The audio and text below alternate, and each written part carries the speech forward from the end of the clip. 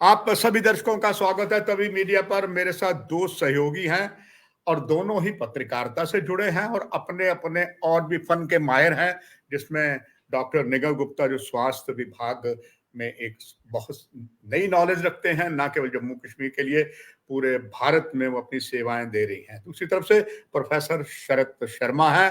आपने बहुत समय पहले अभी भी आपको अलग अलग आपको सोशल मीडिया में, इलेक्ट्रॉनिक चैनल में, खास करके टेक वन में देखा होगा। आप प्रोफेसर भी हैं और शिक्षाविद हैं और अंग्रेजी की महारत रखते हैं। आप दोनों का बहुत बहुत धन्यवाद, खास करके professor Sharad ji, because doctor Nigam Gupta तो लंबे समय से हमारे साथ जुड़े रहते हैं और प्रशंसनीय हैं, दर्शक इनको सराहते हैं।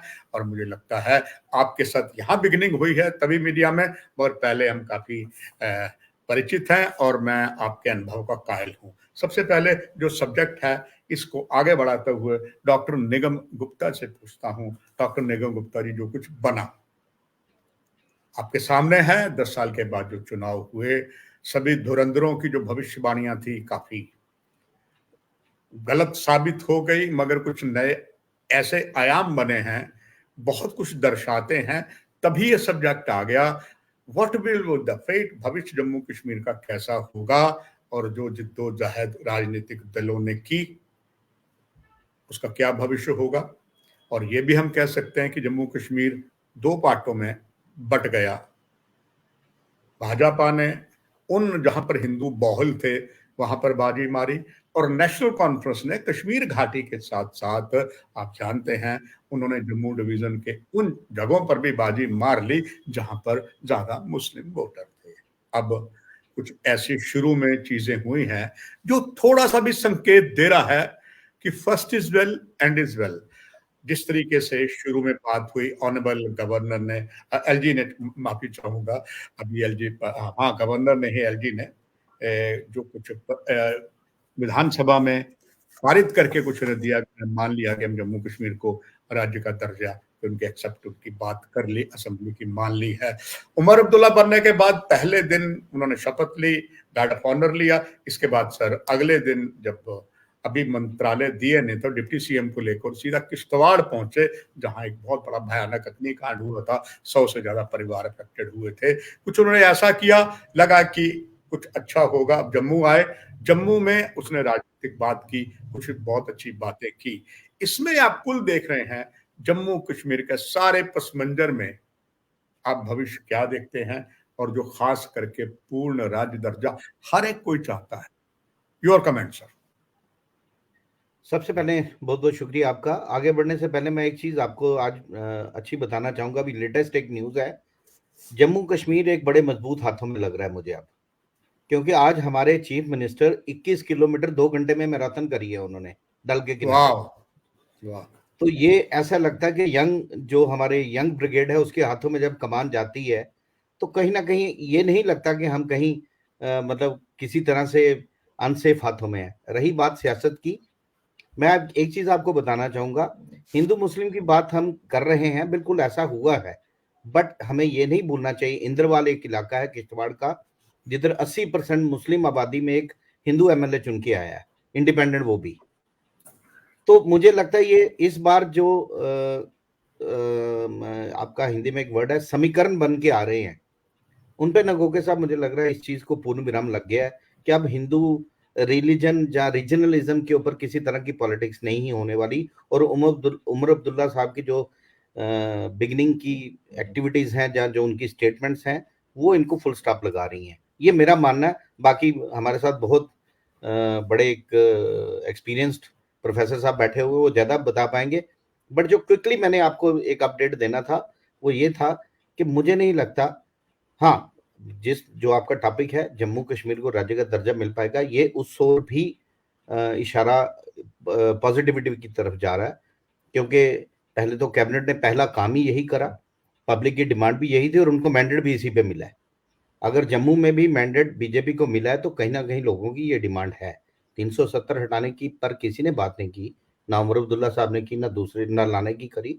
बट यस, इसको स्टेटहुड देना, मुझे लग रहा है ये इस समय आज की पॉलिटिकल सिनेरियो में हर पॉलिटिशियन का, हर पार्टी का और हर पब्लिक की ये डिमांड बन चुकी है। और मुझे लग रहा है इस पे गवर्नमेंट भी इसी ओर बढ़ रही है। प्रोफेसर शरद जी, आपके ओपनिंग रिमार्क्स। ये देखिए, जो निगम जी ने कहा, मैं उससे पूरी तरह से सहमत हूँ। असल में जहाँ तक मुझे लगता है कि इसमें कोई विवाद था ही नहीं कि जम्मू कश्मीर को प्रदेश बनाना चाहिए, एक राज्य का दर्जा मिलना चाहिए। इसमें विवाद था ही नहीं, हटाया गया था। बीजेपी की तरफ से भी ये कहा जा रहा था कि देना है, और एनसी और जितनी भी पार्टियां थी उनका भी ये दावा था कि हम ये लेके रहेंगे वगैरह। लेकिन इसमें मुझे लगता है कि ये क्रेडिट लेने वाली बात थी। कहीं एनसी या दूसरी पार्टियां जो थी वो कहना चाहती थी कि ये हमारी बदौलत ये राज्य का दर्जा हमें मिला है, और दूसरी तरफ बीजेपी लगातार कह रही थी कि देना तो हमने है, राज्य का दर्जा देना तो हमने है, वो केंद्र सरकार ने देना है, तो ये हम देंगे। नहीं देने वाली बात किसी ने भी नहीं कही थी। तो ये तो हमें मिलेगा ही, इसमें तो दो राय नहीं है, कहीं कोई मत विभाजन भी इसमें नहीं है, एक राय है सबकी। एक प्रक्रिया है जिसको ऑन द रोल कर दिया गया है, मंत्रिमंडल से पास हुआ, राज्यपाल ने उसको अनुमोदन करके आगे भेजा है, अब वो होम मिनिस्ट्री में है। तो मुझे नहीं लगता, थोड़े ही समय में ये घोषणा कभी भी आ सकती है। डॉक्टर निगम गुप्ता जी, अक्सर ये कहा जाता first is well and is well. पालने में पूत के पांव से बहुत कुछ नजर आ जाता है। अभी कल ही सरकार बनी है और जिस तरीके से आपने बताया, और एक ब्रेकिंग न्यूज भी सीधे प्रसारण हम देख रहे हैं उनमें डाल दी कि जिस तरीके से उमर अब्दुल्ला ने मैराथन रेस में कमाल किया है, वो जम्मू भी आए। जम्मू आके उन्होंने जो बातें की वो आपके सामने है। अतीत के पन्नों में मैं पीछे थोड़ा सा जाते हुए, आपको याद होगा मुकद्दस महीना रमजान का चल रहा था, बहुत गर्मी थी। यहाँ हमारे जम्मू कश्मीर में कन्वेंशन हाल में कैनाल रोड पर एक फंक्शन हुआ था, उसमें डिप्टी सभी थे, डिप्टी चीफ मिनिस्टर सभी थे।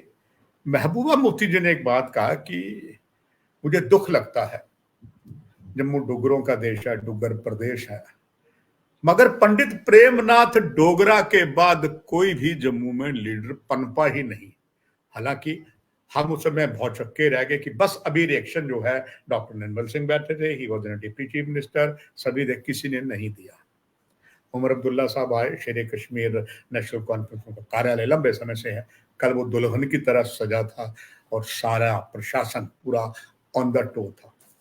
जो उन्होंने कल बातें की, उन्होंने एक तो बिना नाम लिए जबरदस्त जो कटाक्ष किए, स्वाभाविक बात है किस पर है, दर्शक बेहतर जानते हैं।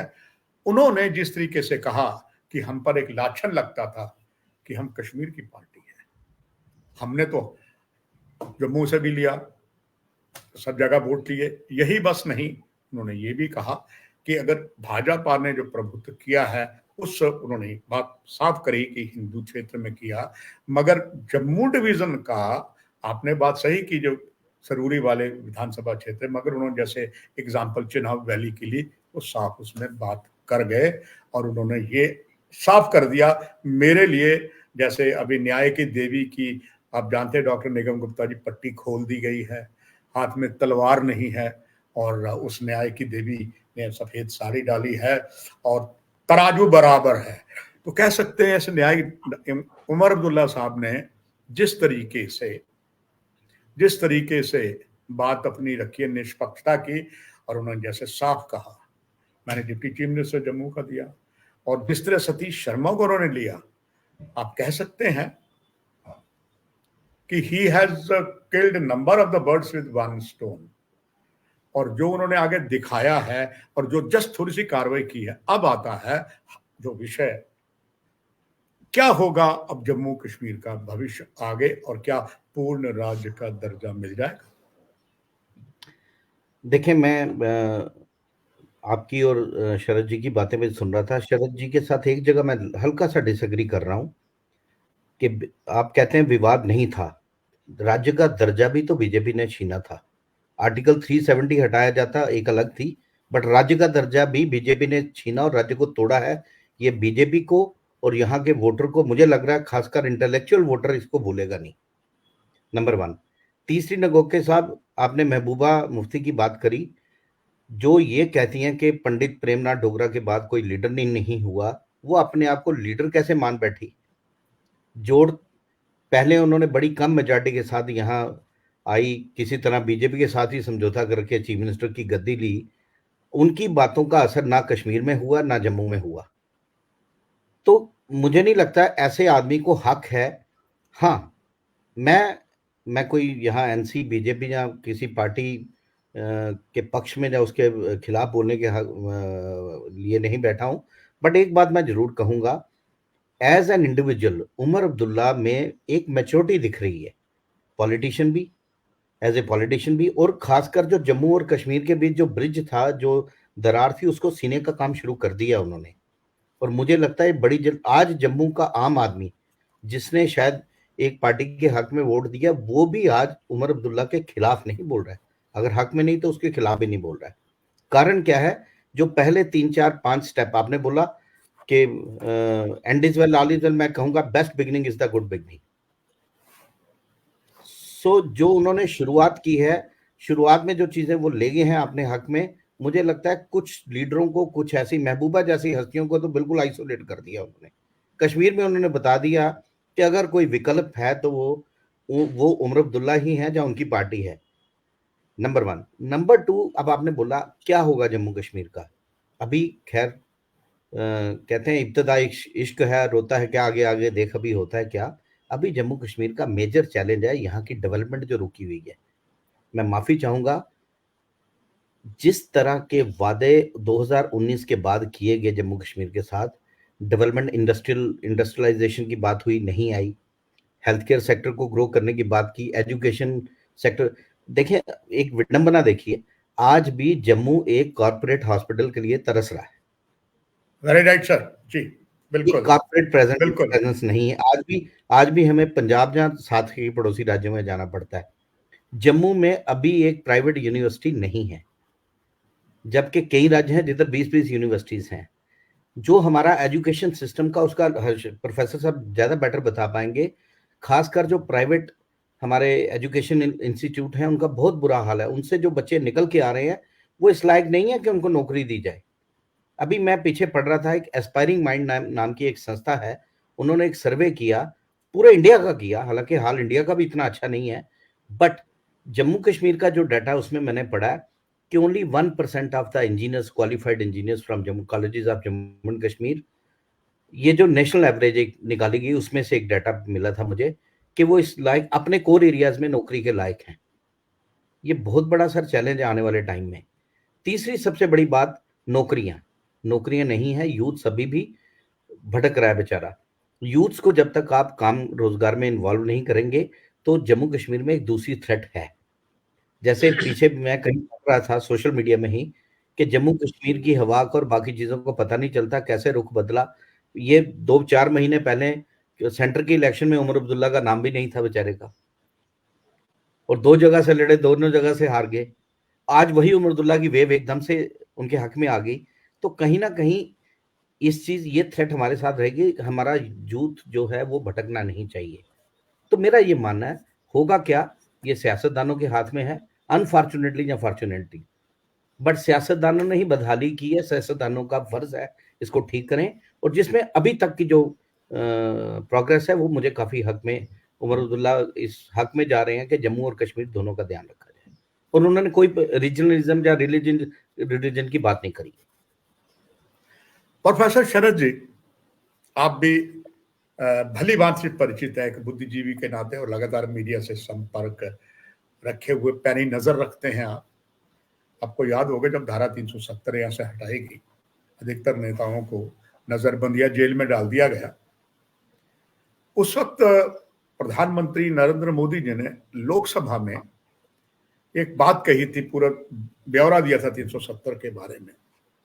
तो जब बात चली, क्योंकि फारूक अब्दुल्ला उन्होंने मेंबर ऑफ पार्लियामेंट थे, सारी बात हुई, उन्होंने कहा उन्होंने बंद नहीं किया, कुछ नहीं किया। फारूक ने कहा नहीं, दे हैव अरेस्टेड मी। मगर चिंता सबसे ज्यादा थी उमर अब्दुल्ला की। स्वयं लोकसभा के पटल में हमारे प्रधानमंत्री जी ने कहा था कि वहां पर सबको बंद किया गया, उमर अब्दुल्ला को बंद किया गया। उन्होंने इसका कारण बताया कि उमर अब्दुल्ला वो शख्सियत है, जब एक आवाज वो कश्मीर घाटी में जो लगा दें, कश्मीरी जनता उनके साथ लगातार उनके शब्दों पर प्राण दे देती है। और मैं प्रोफेसर शरद जी खुद एग्जाम्पल हूं। उन्होंने कहा कि जब वहां पर विधानसभा के चुनाव हुए, सर्दियां थी सर, तो जहां पर हुर्रियत जाके इलेक्शन का बायकॉट की कॉल करती थी, कंगन में मैंने वो देखा, बहुत स्थानों पर देखा, उसी स्थान पर वही स्थान होता था, बर्फ की चादर नीचे होती थी, ऊपर तरपाल होते थे, तो वही लोग होते थे जो बैठते थे। मगर जब वहीं पर अगले दिन या कभी भी डॉक्टर उमर अब्दुल्ला वहां पर बात करते थे तो कहते थे आप वोट डालिए, उसी से कश्मीर का जो है भविष्य है। और तब आपको याद होगा सर, 80% से ज्यादा वोट पड़े थे। और यही कहा प्रधानमंत्री ने, अगर इनको हम बाहर छोड़ देते, ये एक आवाज देते, तो कश्मीरी जनता को संभालना असंभव था। क्योंकि गुस्सा तो हर जगह था, पत्थरबाजी तब नहीं हुई, कुछ नहीं होकर हर घर के बाहर, निगम जी ने खुद उन दिनों बड़े कष्ट में समय देखा है, ना इंटरनेट होता था, निगम जी का, डॉक्टर निगम का बिजनेस भी वहां पर, हालांकि गुहार करते रहे कि मैं मेडिकल साइड से, मैं आपके सारे जो मेरी कंपनी है वो अलग अलग अस्पतालों में काम करती है, हमें तो फैसिलिटीज नहीं दी।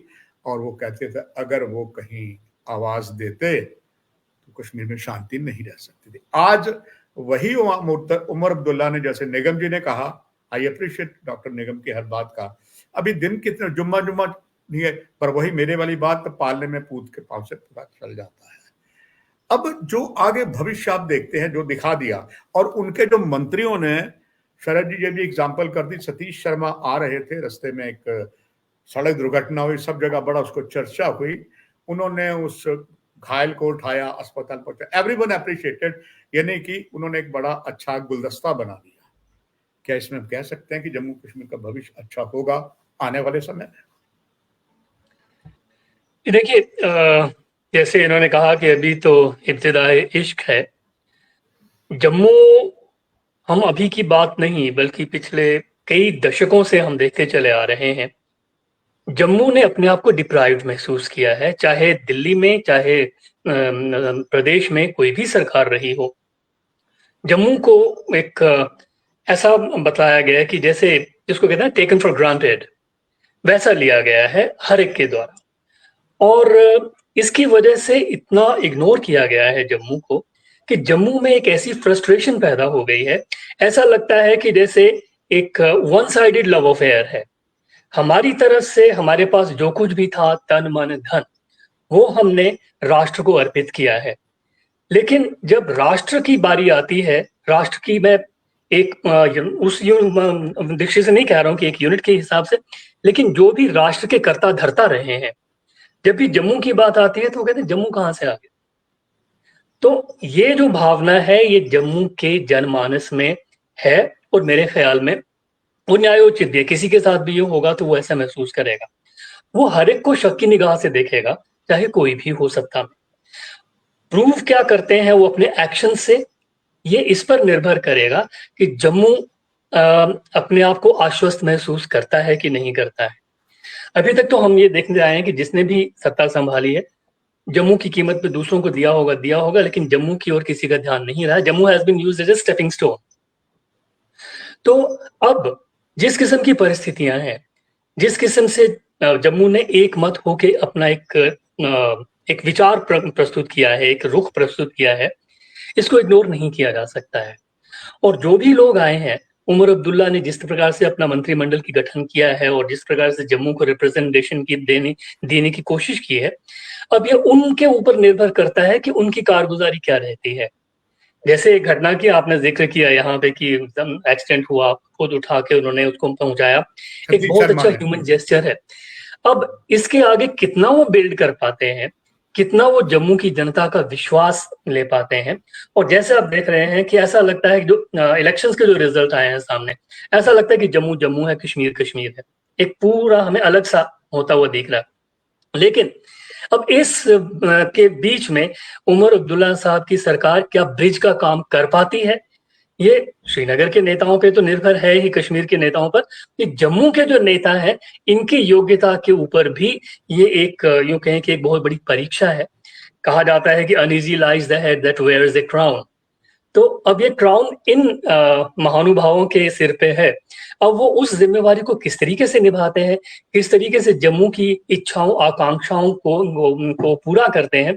और इसमें चुनौतियां ये होंगी कि जब भी जम्मू की बात पूरी करने की बात आएगी, उसमें रोड़े अटकाने वाले लोग भी हमें बहुत मिले।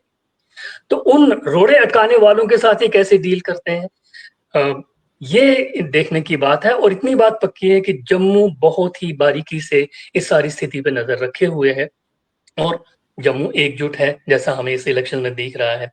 तो अब ऐसा तो लगता है कि जम्मू को तो इग्नोर नहीं कर सकते हैं, लेकिन जम्मू की इच्छा आकांक्षाओं को कैसे पूरा करना है दूसरों को नाराज किए बिना, ये एक बहुत बड़ी चुनौती है। और यही एक स्टेट्समैन की पहचान है। उमर अब्दुल्ला इस पे कैसे पूरा उतरते हैं, कैसे खरा उतरते हैं, ये आने वाला वक्त बताएगा, लेकिन वो जल्दी ही पता भी चल जाएगा। डॉक्टर निगम गुप्ता, कहा जाता है जुल्म करने वाले से जुल्म सहने वाला ज्यादा अपराधी होता है। जम्मू ने कितने जुल्म सहे, जुल्म पर जुल्म, जुल्म पर जुल्म। जम्मू के हक का उसके मुंह से निवाला छीन लिया गया। किसी विषय में बात करिए, चाहे फोर्थ क्लास हैं, अडॉक हैं, दूसरे हैं, हेल्थ में देखिए, कहीं देख लीजिए डॉक्टर निगम गुप्ता बद से बदतर पोजीशन है। मगर फिर आज गोरखपुरी का कलाम है, जुल्म सहकर जो नहीं करते शायद उनके दिल जम्मू वाले होते हैं। चलो एक जाट निकला, जाट रे जाट तेरे सर पे खाट। विक्रम रंधावा जब निकले तो उन्होंने जिस तरीके से आपके बाईपास रोड पर अन्याय हो रहा था, जो नया सिस्टम गडकरी साहब ने ब्रिज का बना रहे थे, वो खुलकर बाहर आए। और तब ये बात सब रंधावा के खिलाफ हो गए, ये तो बीजेपी का आदमी है, ये बीजेपी के खिलाफ जा रहा है। मगर शायद भाजपा नेतृत्व ने सोचा इसने जो किया जनता के लिए किया। काश इस बात का, तब तो निगम जी उसके बाद समय भी कम हुआ जब, क्योंकि चुनाव सर पर आ गए। मगर निगम गुप्ता जी वो जो उन्होंने किया,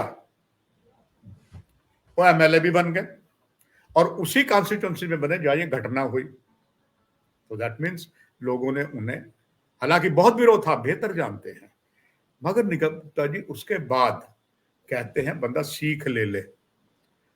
कहते ना कि पड़ोसी का गाल लाल हो, आप भूखे भी थप्पड़ मार के अपना गाल लाल करो, दिखा दो। डोंट यू सी सर कि जब से ये इतनी बड़ी तादाद है बीजेपी की, उसके बाद बीजेपी के किसी भी विधायक का कोई रिस्पॉन्स ही नहीं आया। कोई इस हर एक आदमी खिलाफ है कि हम यहाँ पर पूर्ण राज्य दर्जा चाहते हैं। और यहां देखिए दुर्भाग्य क्या हो, उन पर डंडा चला, उनकी पिटाई की पुलिस ने, जो मीटर थे बिजली के उनके खिलाफ विरोध प्रदर्शन कर रहे थे। एक भी बीजेपी के एमएलए का बयान नहीं आया। ये हेकड़ी तो बहुत मारते हैं, तो क्या ये कहावत यथार्थ डॉक्टर निगम गुप्ता रहेगी कि जुल्म करने वाले से जुल्म सहने वाला ज्यादा दोषी होता है? Your comment sir. मैं शरद जी की बात में से एक अल्फाज बड़ा अच्छा मुझे मिला आज। शरद जी ने एक बड़ी अच्छी बात कही कि जम्मू को फॉर ग्रांटेड लिया गया। मैं शरद जी आपके साथ 100% एग्री करता हूं, बट किसने लिया? क्या कश्मीर वालों ने लिया? जब जम्मू वालों ने खुद प्लेट में डाल के उनको एक प्लेटर परोसा। अगर मैं पिछले 10, 15, 20 साल की बात करूं, आप 25 साल पीछे चले जाइए, 2001 के बाद तमाम मिनिस्ट्री, टॉप मिनिस्ट्री पोजीशन जो थी वो जम्मू के लीडर्स को मिली। हेल्थ मिनिस्टर बात करें 2002-3 में लाल सिंह आए, Yes. उसके बाद सुमन भगत जी आए, उसके बाद शबीर खान जी आए, उसके बाद शायद श्यामलाल जी आए, RS चिप साहब आए। मुझे बताएं उन्होंने क्या किया? यहाँ दूसरा शेर नगोके साहब फिट बैठता है कि हमें तो अपनों ने लूटा, गैरों में कहाँ दम था, अपनी कश्ती ही डूबी वहां जहाँ पानी कम था। तो फॉर ग्रांटेड लेना क्या होता है? पब्लिक देखें, डिमांड रखना, अपनी चीज को प्रेजेंट करना, उसको इस लायक बनाना कि हम उस हक पे, उस चीज के मतलब हकदार हैं, वो प्रेजेंटेशन करना हमारा या हमारे लीडर्स का काम था। अब दूसरी बात, फॉर ग्रांटेड आप कह रहे हैं। विक्रम रंधावा जी ने जो प्रोटेस्ट किया, बीजेपी के लीडर कहते हैं ये तो हमारा, क्या ये हाईवे बीजेपी बना रही है या भारत की सरकार बना रही है? आप कुछ देर के लिए सरकार पे बैठे हैं, आप ये क्यों फॉर ग्रांटेड लेंगे कि आप ही हैं मालिक इस देश के? ये माइंडसेट जब तक चेंज नहीं होगा तो एक अच्छे नैरेटिव की तरफ हम जाएंगे नहीं। उमर अब्दुल्ला ने जेल भी झेली, या जिसे हम कहते हैं हाउस अरेस्ट भी झेली, हार भी देखी 4 महीने पहले, आज वो फिर पावर में आए हैं। बट कहीं मुझे उनके मन में वो द्वेष भावना या किसी के प्रति वैर या अकड़ या जिसे हम ईगो कहते हैं वो नहीं दिखी। ये एक पॉलिटिशियन की मैच्योरिटी है। ये मैच्योरिटी नहीं है जी, ये तो हमारा आदमी है, हमारी सरकार बना रही है। ये हाईवे बीजेपी नहीं बना रही है, ये उनको, ये सुन ले इस प्रोग्राम के माध्यम से आंख नाक कान खोल के, ये इस तरह की माइंडसेट से बाहर निकलें और पब्लिक डोमेन में जाके देखें पब्लिक उनके बारे में क्या सोचती है। तीसरी बात रही, आपने जो सवाल किया, क्या ये कंटिन्यू करेगा, क्या ये प्रोग्रेस ये बहुत अच्छे से कंटिन्यू करेगी नगोके साहब? मेरे हिसाब से हमारी जो मैं सतीश शर्मा जी के बारे में बोलूंगा, यंग मिनिस्टर हैं, काफी उम्मीद, पॉलिटिक्स का तजर्बा भी है। इंदिरा गांधी के बारे में हम बचपन में एक पढ़ते थे कि उनका घर राजनीति का अखाड़ा था, तो सतीश शर्मा का घर भी राजनीति का अखाड़ा ही रहा हमेशा। तो आज जो चीजें बन के आ रही हैं, जो सामने आ रही हैं, मुझे लग रहा है ये चीजें जो ब्रिज गैप है वो हो चुका है शरद जी। आगे इस पे कितना है, डर किसका है? महबूबा मुफ्ती जैसे लीडर्स का। जब जम्मू से कोई ऐसा उठ के कोई गलत बयानबाजी कर दे तो वो नहीं होना चाहिए। कई बार क्या होता है, हम बेवकूफी से चीजों को प्रपोज करते हैं और दूसरा उसको एनकैश कर जाता है। अगर जैसे पास्ट में मैं सुनता था शरद जी, उस समय एक्टिव जर्नलिज्म में थे, टेक वन टीवी में डिबेट्स होती थी जब 2008 का वो माहौल बना। बिल्कुल तो बिल्कुल उस समय ये नारा होता था, चलो बठिंडी तो कोई जाता नहीं था, लेकिन कश्मीर में अपनों को मरवा दिया जाता था। तो इस तरह के नारों से, बयानबाजी से हमें बाज भी आना पड़ेगा। तो मुझे लग रहा है एक आदमी ने अगर हाथ बढ़ाया तो हमें भी खुली बाहों से उसको देखना चाहिए और आगे बढ़ना चाहिए। निगम जी, मैं प्रोफेसर शरद के पास जाऊं, उससे एक मेरा दायित्व बनता है, चूंकि अगर हमारे कार्यक्रम को बहुत से लोग देख रहे हैं, उनमें से एक शख्सियत है अमित भाटिया। उन्होंने एक सवाल रखा है, मैं चाहूंगा अपने अनुभव पर निगम जी आप उसका जवाब दीजिए। उन्होंने लिखा, kindly check upon Auqaf market in Gandhinagar. Auqaf market Nigam ji Gandhinagar में वो हब बना हुआ है जहां पर सारी ट्रांसपोर्ट छोटी गाड़ियां हैं, सब वहीं ज्यादा ठीक होती है और वहां रश रहता है। उसके लिए कई उनका भविष्य अंधकार में है।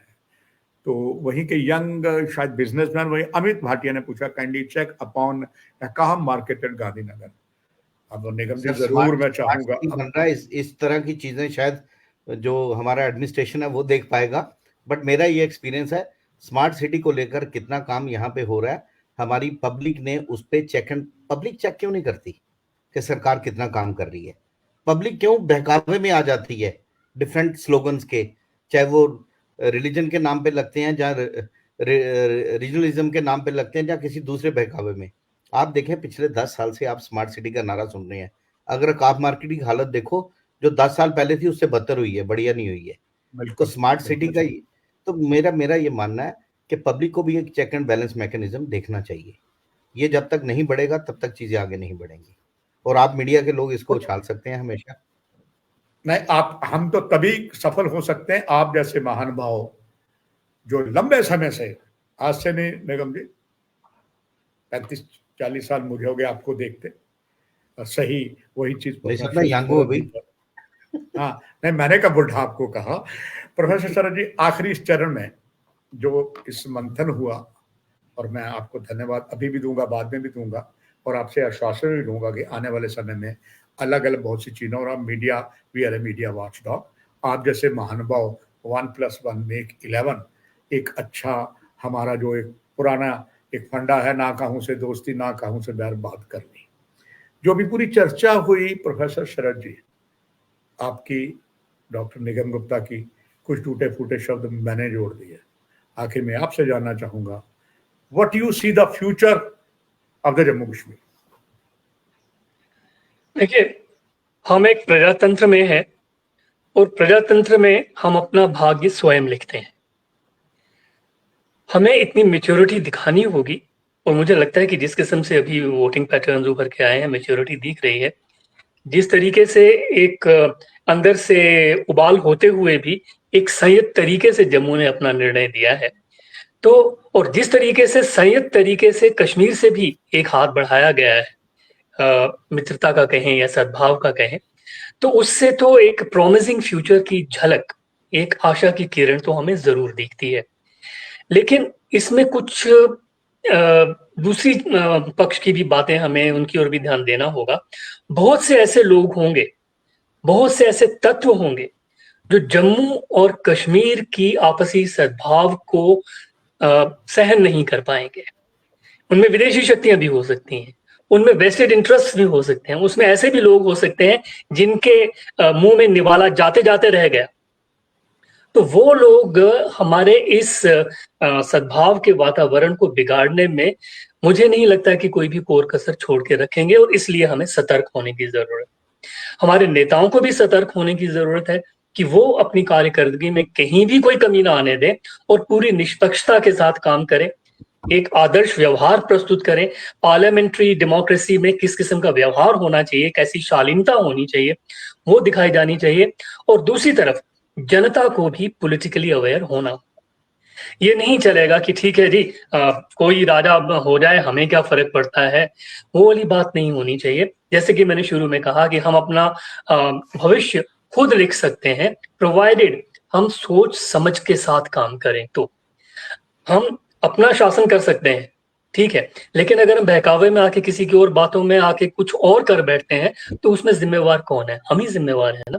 तो हमें एक प्रबुद्ध नागरिक की भूमिका निभानी है और लीडरशिप को एक प्रबुद्ध देशभक्त और राष्ट्र के हित की चिंता करने वाली भूमिका निभानी है और देश को एक जोड़ने की, हमारे प्रदेश को एक जोड़ कर रखने की बात करनी है।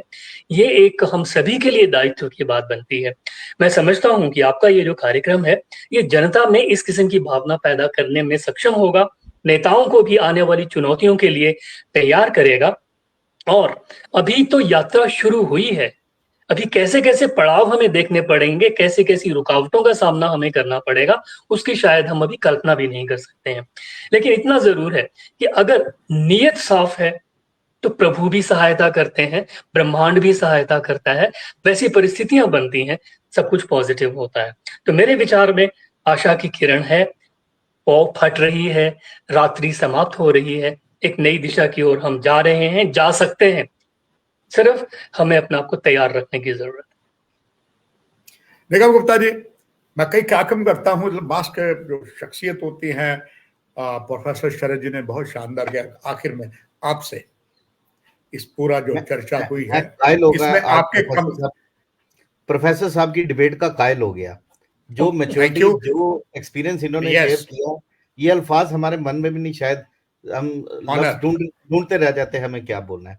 तो आखिर में मुझे आज प्रोफेसर साहब की तारीफ के अलावा कुछ नजर नहीं आ रहा।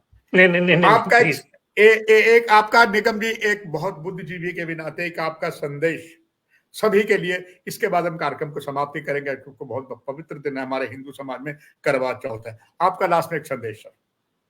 प्रोफेसर साहब की बात को सपोर्ट करते हुए, इसको आगे ले जाते हुए मैं यही कहूंगा कि उमर अब्दुल्ला जी ने बहुत अच्छा हाथ आगे बढ़ाया। जम्मू की लीडरशिप को चाहिए उसको थोड़ा सा सपोर्ट करे in the larger interest of public, in the larger interest of development, ना कि इसको पॉलिटिकल मुद्दों को लेकर एनकैश करें। अगर इसको सपोर्ट किया जाए तो मुझे लगता है ये जो गैप है, ऑलरेडी ब्रिज हो चुके हैं, हाईवे बन के ऑलमोस्ट तैयार है, रेल वहां पहुंच रही है, तो गैप ब्रिज हो चुके हैं। हम एक स्टेट बन के, ना कि टू नेशन थ्योरी चलाएं स्टेट के अंदर। तो यही मेरा मानना है। आप दोनों महान भाव का बहुत बहुत धन्यवाद। इस पवित्र दिन पर आपने पवित्र अच्छी बातें की और बिल्कुल सच्चे मन से सच्ची बात की, और कहते हैं सच्चे मार्ग चल दिया उत्सत करे जहान। आप दोनों का धन्यवाद देते हुए कार्यक्रम की ही समाप्ति। दर्शकों, आपसे भी इजाजत। नमस्कार। Thank you.